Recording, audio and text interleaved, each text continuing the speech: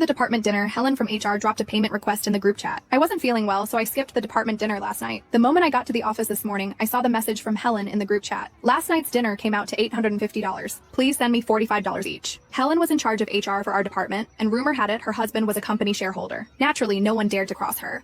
The payment notifications started popping up one by one. I figured it had nothing to do with me and was about to put my phone away when it buzzed again. Helen had tagged me. Alora, you too, don't forget. I wasn't even there. Thinking she'd simply forgotten, I replied in the chat to gently remind her. I never expected her to explode. She launched into a full-blown tirade right there in the group chat. What's that supposed to mean? The dinner was priced per head. I booked everything in advance. It's your problem that you didn't show up, but that doesn't mean you're exempt from paying. Are you really so broke you try to skip out on $45? Helen's words were utterly merciless. My face flushed hot with embarrassment. I had messaged her privately yesterday to explain I couldn't make it. She told me it was no problem, that the restaurant charged by the dish, not per person. What changed overnight? A colleague sitting next to me leaned over and whispered, Laura, you're new to this department. You really don't want to get on Helen's bad side. But this wasn't my fault. And more than that, what she said was just plain nasty. I took a screenshot of our conversation from the day before and posted it in the group. I tagged her directly. Helen, yesterday you said it was fine. Why the change of heart today? If you had told me up front, I would have just paid it. Are you that hard up for my $45? The moment the message went out, I could hear a collective gasp ripple through the open plan office.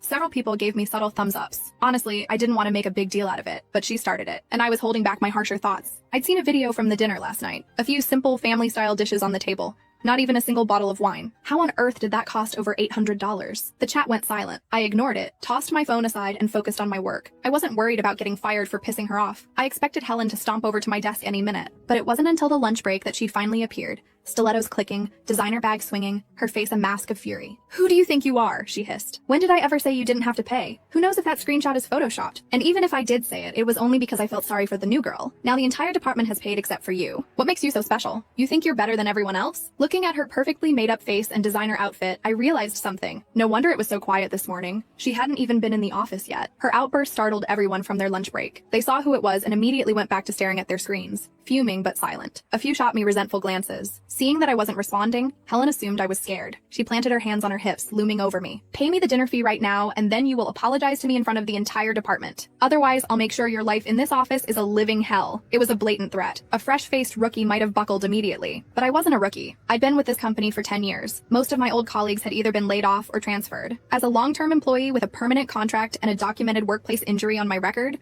I was practically untouchable. The company couldn't fire me without a massive headache. I wasn't scared at all. In fact, the thought of what was coming thrilled me. Fine, I'll pay, I said. A smirk spread across Helen's face. That's more like it? I cut her off. On one condition. You have to admit, right here and now, that you can't survive without my $45. The second you say it, I'll transfer the money. Deal? The smirk on Helen's face froze. When she finally processed what I'd said, she slammed her hand on my desk.